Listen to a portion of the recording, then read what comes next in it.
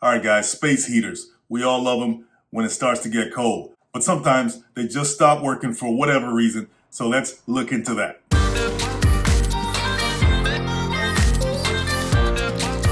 So basically, a space heater is comprised of a heating element, which is those coils in there, if you can see them. In some models, it can be a ceramic type of material. Now, they use ceramic material in space heaters and other types of heaters because of its high energy efficiency. Ceramic material is known to heat up very quickly, and it's also known to hold that heat a lot longer. You don't need to turn on a pilot light like you do in other heaters that need combustion to operate. And it's also safer when it comes to overheating because heaters have a bad rep of starting fires. The heating elements in this heater are heating coils, and those are usually made of a nickel chromium alloy, and it's known for its high resistance. That's why they use it. And believe it or not, in other types of heaters, like infrared heaters, they use quartz tubes. And then you have your fan and motor, and that fan pushes air past the heated coils, and that's where you get the hot air from. Then right here you have your thermostat dial, and right here you have your heat settings dial. And it's usually two settings. This one has a 1300 watt setting and a 1500 watt setting. And this button right here is the tip-over switch mechanism. So if your heater tips over or gets tilted beyond a certain point or angle, a mechanism inside will cut off all the power to the unit. Even if you set it up right again, it won't work until you reset the button. And this is all a safety feature. It prevents the heater from automatically turning on if it falls over and nobody's around, which is very dangerous and is the cause of a lot of fires because it can be next to furniture, curtains, or any kind of flammable materials. Once you hear that click, it should be reset.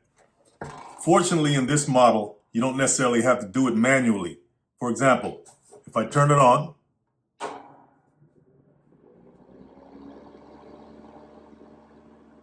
and I tilt it, it triggers the automatic shutoff. But if I simply rest it back level,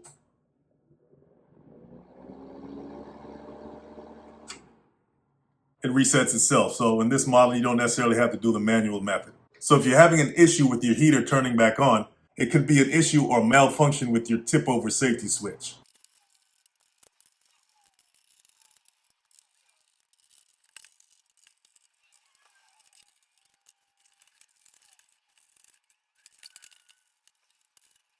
Now this right here is the overheat protection mechanism, and you'll usually find it near the heating elements like it is here. It's attached to the frame or the heating element housing. Once again, the heating elements are the coils. So basically it's a sensor, and it detects when the components, the heating elements, and everything else exceeds safe temperatures. So when it detects anything approaching the danger zone as far as temperatures, it will immediately shut off the heater. And it's usually around 120 to 150 degrees Fahrenheit above the normal operating temperatures. And it'll physically break the electrical circuit.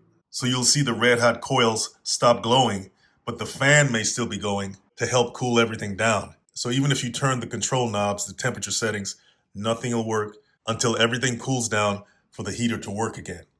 So once again, this is another safety feature, and without it, overheating a space can actually cause a fire. So aside from the tip-over safety switch or button, this right here is your last line of defense when it comes to shutting off a heater in case of emergency. Now, over time, this can go bad also, because every time it heats up and cools down, just like the rest of these components, is going to experience what they call thermal stress. So after hundreds or thousands of heating cycles, it can get damaged. Then you have things like moisture in the air that can cause the metal contacts to corrode over time, especially in humid environments like bathrooms and basements.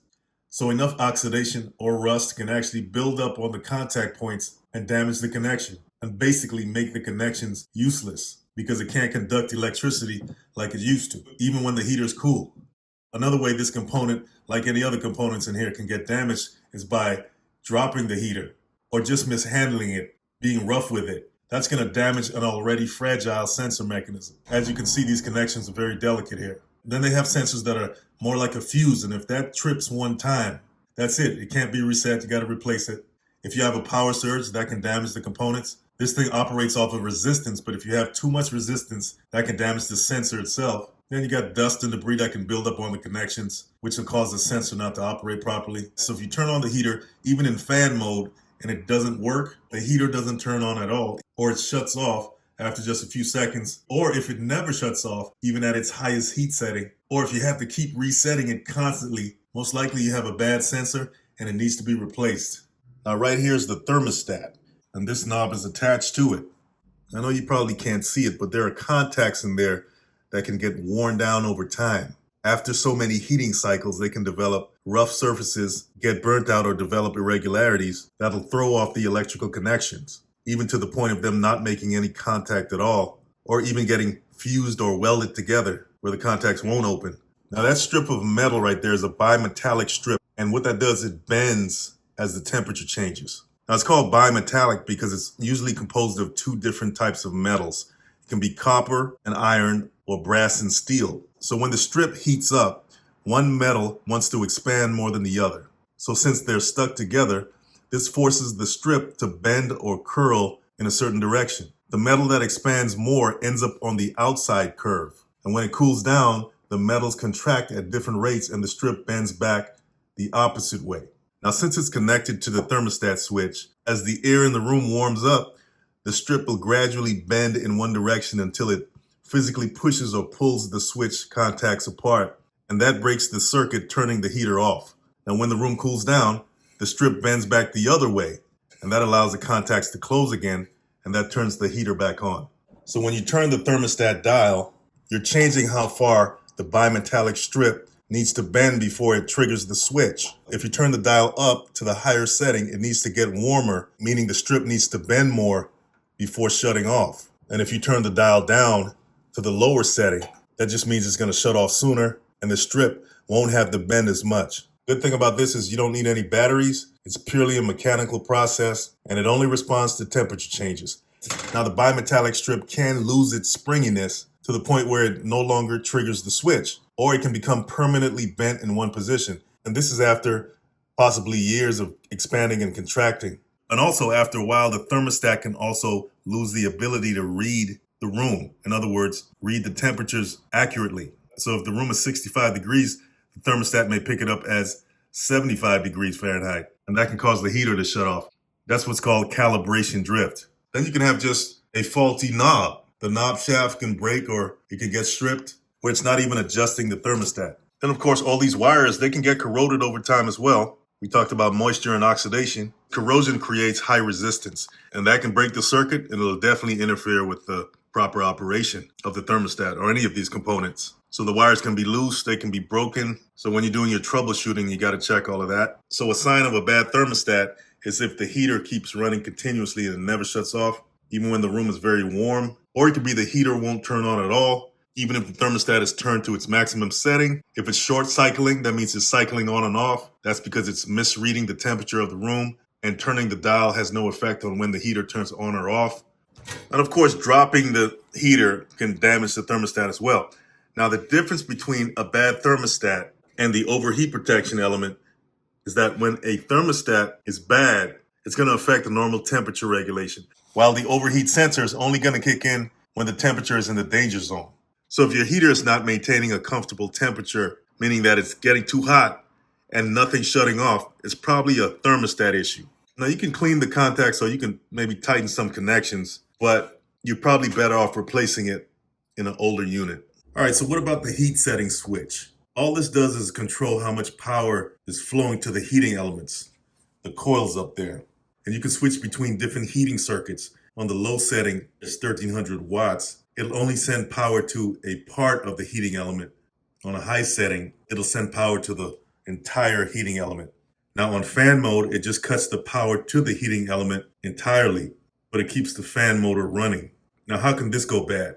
Well, the internal switch contacts, they can wear out from repeated use, just like all the other components we talked about. The switch mechanism can get stuck in one position, so you can't change the heat settings. The contacts can corrode, which means the electrical connections is going to cause it to work when it wants to. This is the housing here. You got parts inside that can actually crack or break from overexposure to heat. And just like with the thermostat knob, the heat switch knob can also break off or strip and spin freely without any grip on the internal parts that it has to move. That's why it's very important to not force any of these switches beyond the stops. That's how you break them. Now, we talked about the tip over switch in the beginning. And we saw the button on the bottom, but this is the internal mechanism. Everything that we talked about in terms of the contacts being degraded, corrosion, dropping the heater, causing physical damage, dirt and debris building up on it. By the way, dirt and debris can also build up on the thermostat or any of these components. And then wiring issues. All this can happen to the tip-over switch as well. So if you suspect that the tip-over switch isn't working properly because of any of those issues, just don't use the heater, because this is a safety feature that you can't just ignore. So just err on the side of caution with this. Now, lastly, let's talk about the caution light. Now, when this lights up, it's just to remind you that the heater is running hot. And it'll also light up if any of the safety features like the overheat protection element or the tip-over safety switch has been triggered. So it's just a visual reminder that something's going on. Now, over time, the bulb can burn out, just like any other light bulb. And that's usually the most common failure with this. But it can also be an electrical issue, a loose wire or something like that. A resistor or a contact may fail. So it doesn't mean the heater is not working properly because the light fails. It can just be a light issue or a bulb issue. But you always want to have a visual warning of when something is wrong or a safety feature may have been triggered. And that's what this is for. So it is worth replacing, but it's not going to stop your heater from working properly.